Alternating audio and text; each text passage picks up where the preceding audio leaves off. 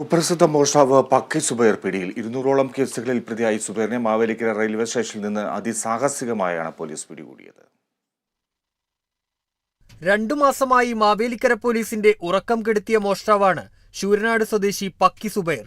ജയിലിൽ നിന്നിറങ്ങി 2 മാസത്തിനിടെ മാവേലിക്കര, ഹരിപ്പാട്, അമ്പലപ്പുഴ, കരുനാഗപ്പള്ളി, ശാസ്താംകോട്ട തുടങ്ങിയ സ്ഥലങ്ങളിൽ 200ഓളം കടകളാണ് സുബൈർ കുത്തിത്തുറന്ന് മോഷണം നടത്തിയത്.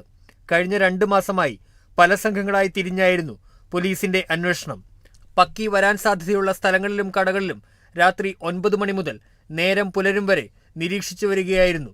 ട്രെയിൻ മാർഗമാണ് ഇയാൾ മോഷണത്തിന് പോകുന്നതെന്ന് മനസ്സിലാക്കിയ പോലീസ് വിവിധ റെയിൽവേ സ്റ്റേഷനുകളും ട്രെയിനുകളും കേന്ദ്രീകരിച്ച് അന്വേഷണം നടത്തി.